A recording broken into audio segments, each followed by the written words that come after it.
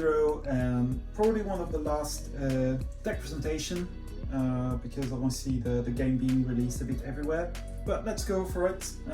And this is the Briskly Medium Diplomat, one of my favorite deck in the sets I've got, and I would like to show you what I think it's a really awesome and interesting deck we have here. It's a Logos one, so let's start with Logos. Position Bolt, we know. Phase Shift, amazing that it's back, we know. We've got the 2x information exchange for a bit of control. We've got Finalize, this amazing card. Unfortunately, it makes you draw a bit of card on your opponent. It is a play action. Destroy each creature. Each player draws a card for each creature they control that was destroyed this way. Every time I've played it, my opponent's drawn 3 to 4 cards. But in the end, you still draw a card, you're still able to play the card you've drawn. It is an interesting one. Submersive Principle, each player loses 1. If the tide is high, each player loses half of their ember instead, running down the loss. So kind of an effervescent without the chains. Well, unless you raise the tide and then you get 3 chains. really not sure what's best between the two. But it's a really interesting card and you can get value out of it, especially if you manage to get the tide in the right direction when you play. Then we've got Infomorph, we know it, some fancy bonus icons. Talmadge Steelheart, play, give Talmadge Steelheart +1 power counter for each card you have played this turn, including this one. We'll come back to that one because it synergizes very well with some other cards in my deck. Pie Sweven, Reap, if the tide is high, draw 3 cards, amazing, and you get a lot of value out of this card I've seen. Austeralis, Seaborg, Reap, deal 2 damage to a creature. If this damage destroys this creature, raise the tide. I mean, any power that raises the tide without getting chains is definitely a really good one. And we've got 2 armor drawn. It's a 1 for strength, 3 armor creature, fight steal 1. It's actually quite difficult to get value out of that because there's so many strong creatures in that set. But I mean, it's got the merit to exist, and you can always steal 1 or 2 cheeky ember left or right.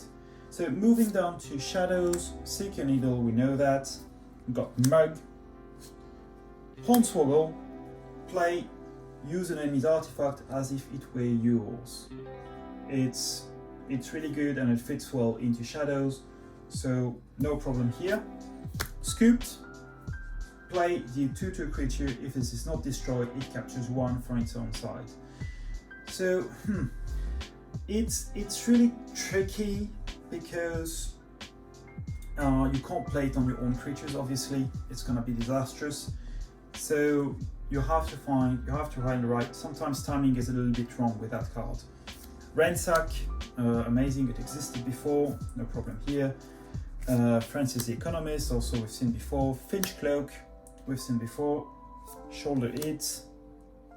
So then we've got 2x Hard Simpson. So Hard Simpson is an elusive creature, strength 4, and after Hard Simpson is dealt damage, steal 1. If the tide is low, your opponent steals 1 instead. It's tricky because this is an effect where you opponent can end up stealing your ember, which incidentally enough works well with your information exchange, but can be really bad. You need to find a way to deal him damage, and that can be a problem. Then we've got a Sea Urchin, Poison, for strength 1, play, capture 1, if the tide is high, steal 1 instead. And we've got a Gas Pipe Malone, strength 3, before fight, the creature Gas Pipes Malone fights, captures 1 from its own side.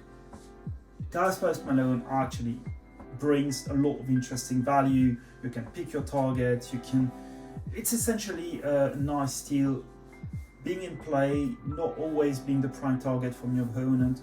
Quite good. We'll come back to the Hard Simpson and let's move straight into the last house, which is Untamed. One of the draw icon, Instrument of Silence, we know that. Infighting, really a power card in that deck. Each creature deals damage equal to its power. to its right neighbor. And we'll come back to that, obviously, because of the synergy with Hard Simpson. Persistence hunting, we know. 2x all tied up. Play if the tide is high, gain 1, otherwise raise the tide. Really cool effect. Once again, more effects to raise the tide without getting chains. Yes, please. Embermancy. Play, remove up to 3 power counters from a creature, gain 1 for each counter removed this way. So this is a card that can get you clearly 4 Ember. And we have a few of these cards. It's really, really strong. It synergizes very well with that Steel Heart creature that we've seen before in Logos. We'll come back to that. Kelonia, elusive, strength 2. After you play another creature, if the tide is high, gain 1. It's essentially a hunting witch with elusive, except that you need to have the tide high, but it's definitely worth getting the tide high, and we'll see why. Mushroom Man, we know that one. And then we've got 3x Witch of the Down, the one Witch of the Down with the draw icon. Play, return a creature from your discard pile to your hand. Which is beautiful with Witch of the Down is you're not afraid to play your other untamed creature early because you know you're gonna get them back once for a big turn, mid or end game. And finally we've got the Emberfin Shark. Give Emberfin Shark 3+1 power counters. At the end of the turn, remove a power counter from Emberfin Shark. If you do, each player gains 1. So let's look a little bit at the synergies, and there's a couple of things that are really, really interesting there. First of all, obviously, the Kelonia with 5 other creatures, including 2 Witch of the Dawn that can bring back pretty much anything in your hand, is amazing. Really, really, really good. So this is a powerhouse, and this can help you generate a ton of Ember. Then we've got the Embermancy with the Emberfin Shark and Talmage, and really once again getting maximum value out of the Embermancy. Very interesting effect. Finally, the infighting with the Hard Simpsons and the Shoulder Eat.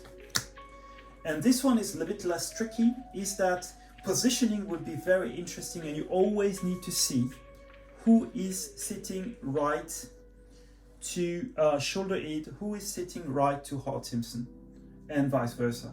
Because you want these creatures to be dealt damage, and we want the Hard Simpson to be dealt damage, and you want Shoulder Eat to deal damage, but you want everybody to survive to get steal effects that are going to be really interesting on top of the other steel that you have in your shadows. So essentially, if we go back now, we've got a bit of rush interesting in Untamed through a variety of cards and a variety of combos, and the combos overlap, as you can see. I don't have to reserve a card for a combo because I can get the creatures back. I can do a lot of different things. Now if we go back to the control is pretty cool. You've got 2 Armadron, not getting a lot of value. If I can steal one with both of them in a game, that's okay. I've got the 2 Information Exchange, that's okay too. And then absolutely zero control in Untamed, of course. Shadows, the 2 Hard Simpson and the Shoulder Eat, of course. The Gas Pipe, Sea Urchin, Finch Cloak, of course. Ransack, obviously. Scooped, Quasi Steel, and that's finally, yes, then we have the Submersive Principle. So quite a lot of control in that deck. Honestly, that's very different from a lot of the ones that I've been presenting so far. Gives you an idea of why this deck feels superior to me. But finally, also, one other interesting thing, there's 3 ways to raise the tide without getting chains, obviously. And finally, one I think also kind of a bit of a thinking of how I feel about Logos in that set. So if we go back to Logos, we've got a bunch of actions, a bunch of creatures that, you would be lucky if something happens with them, because they're probably gonna have a good chance to be killed before you can use them again. You've got a bit of house cheat with phase shift, but it's very isolated. More actions, more creatures that don't do much. You've got final analysis that will also accelerate a little bit your deck, and you've got Piceweaven. So a bunch of creatures that do stuff, a bunch of actions that do stuff, and you've got these 3 cards. Piceweaven, I mean, probably is gonna get killed before you get the chance to reap with it. Phase shift, I mean, can only do so much. Final analysis, well, it destroys your board, so the question is how much acceleration do you really get? I mean, if you destroy your opponent's board, he or she draws a lot. If you destroy your own board, then, I mean, you draw a lot, but is it really worth it? That's really the question here. And to me, this is how Logos feels a lot in that deck. A lot of good cards individually, but not so much synergies and not so much acceleration as I've seen in Mass Mutation, as I've seen in Worlds Collide. So to me, Logos doesn't feel as overpowered as it used to be. It's strong, but it's not super strong. Well, in any case, that's my thoughts. I hope you enjoyed it, and I will see you next time.